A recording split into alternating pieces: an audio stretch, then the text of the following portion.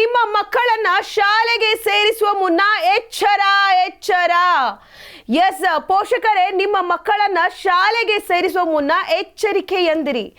ಪ್ರತಿಷ್ಠಿತ ಶಿಕ್ಷಣ ಸಂಸ್ಥೆ ಕಟ್ಟುವ ನೆಪದಲ್ಲಿ ನಿಯಮಾವಳಿಗಳನ್ನ ಗಾಳಿಗೆ ತೂರಿ ಸರ್ಕಾರಿ ಜಮೀನು ಕಬಳಿಸಿ ಬೊಕ್ಕಸಕ್ಕೆ ಕೋಟ್ಯಾಂತರ ರೂಪಾಯಿ ನಷ್ಟ ಮಾಡಿರುವ ಘಟನೆ ಯಲಹಂಕ ತಾಲೂಕು ಎಂಎಸ್ ಪಾಳ್ಯ ಬಳಿಯ ಚಿಕ್ಕಬೆಟ್ಟಹಳ್ಳಿಯಲ್ಲಿ ನಡೆದಿದೆ. ಶ್ರೀಮಂತ ಶಾಲೆ ಎಂದೇ ಬಿಂಬಿಸಲ್ಪಡುವ ನ್ಯಾಷನಲ್ ಪಬ್ಲಿಕ್ ಶಾಲೆಯನ್ನ ಸರ್ಕಾರಿ ಜಮೀನು ಕಬಳಿಸಿ ಕಟ್ಟಲಾಗಿದ್ದು, ಫುಲ್ ಹೈಫೈ ಫೆಸಿಲಿಟೀಸ್ ಗಳನ್ನ ಹೊಂದಿರುವ ಈ ಶಾಲೆಗೆ ತಮ್ಮ ಮಕ್ಕಳನ್ನ ಕಳಿಸಬೇಕೋ ಬೇಡವೋ ಎಂದು ಪೋಷಕರು ಲೆಕ್ಕಾಚಾರ ಹಾಕಿ ಗೊಂದಲಕ್ಕೆ ಬೀಳುವಂತ ಪರಿಸ್ಥಿತಿ ಈಗ ಉಂಟಾಗಿದೆ. ಸರ್ಕಾರಿ ಭೂಮಿ ಕಬಳಿಕೆ ಕಾರಣಕ್ಕೆ ಒಂದು ವೇಳೆ ಶಾಲೆ ಮುಚ್ಚುವಂತ ಪರಿಸ್ಥಿತಿ ಉಂಟಾದ್ರೆ ಮಕ್ಕಳು ಬೀದಿಗೆ ಬೀಳೋದಂತೂ ಗ್ಯಾರಂಟಿ. ನೀವು ಹಗಲು ರಾತ್ರಿ ಕಷ್ಟಪಟ್ಟು ದುಡಿದ ಲಕ್ಷಾಂತರ ರೂಪಾಯಿ ಹಣವನ್ನ ನಿಮ್ಮ ಮಕ್ಕಳ ಉತ್ತಮ ಶಿಕ್ಷಣಕ್ಕೆ, ಉತ್ತಮ ಭವಿಷ್ಯಕ್ಕೆ, ಉತ್ತಮ ಶಾಲೆಗೆ ಸೇರಿಸಿರ್ತೀರಿ.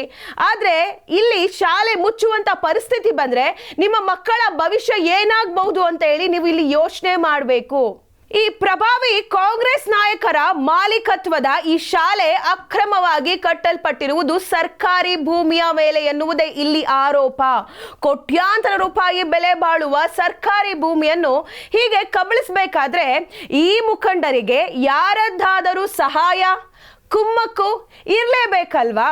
ಹೀಗೆ ಈ ಭೂಮಿ ಕಬಳಿಕೆ ಮಿಸ್ಸಿಂಗ್ ಲಿಂಕ್ ಹುಡುಕ್ತಾ ಹೋದ್ರೆ ಜಿಲ್ಲಾ ಅಧಿಕಾರಿಗಳ ಕುಮ್ಮಕ್ಕು ಇಲ್ಲಿ ಎದ್ದು ಕಾಣಿಸುತ್ತೆ.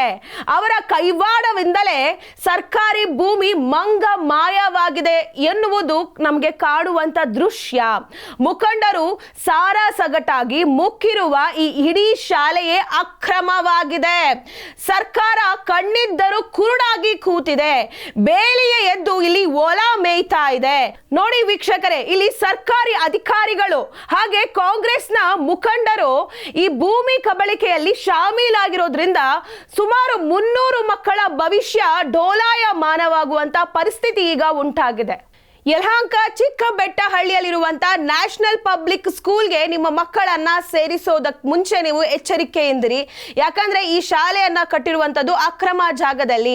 ಈ ಶಾಲೆ ಯಾವಾಗ ಬೀಳುತ್ತೋ ಗೊತ್ತಿಲ್ಲ, ಆಯ್ತಾ? ಯಾವಾಗ ಬೇಕಾದ್ರೂ ಬೀಳ್ಬೋದು. ಆಗ ಆ ಶಾಲೆ ಉರುಳು ಬಿದ್ರೆ ನಿಮ್ಮ ಮಕ್ಕಳ ಭವಿಷ್ಯ ಕೂಡ ಹಾಗೆ ಉರುಳು ಬೀಳುತ್ತೆ. ಈ ಒಂದು ಶಾಲೆ ಅಷ್ಟೇ ಅಲ್ಲ, ಬೇರೆ ಯಾವುದೇ ಶಾಲೆಗಳಿಗೆ ನಿಮ್ಮ ಮಕ್ಕಳನ್ನ ಸೇರಿಸೋದಕ್ಕೆ ಮುಂಚೆ ನೀವು ಎಚ್ಚರಿಕೆಯಿಂದಿರಬೇಕು. ಆ ಶಾಲೆಯ ಪೂರ್ವ ಪರವನ್ನ ನೀವು ತಿಳ್ಕೋಬೇಕು. ಯಾಕಂದ್ರೆ ಇಲ್ಲಿ ಮಕ್ಕಳ ಭವಿಷ್ಯ ನಮ್ಗೆ ಇಂಪಾರ್ಟೆಂಟ್ ಆಗುತ್ತೆ ಅಂತ ಹೇಳ್ತಾ, ಇದಾಗಿತ್ತು ಇವತ್ತಿನ ಸುದ್ದಿ. ಸಾಮ್ರಾಟ್ ನ್ಯೂಸ್, ಇದು ಸದಾ ನೊಂದವರೊಂದಿಗೆ.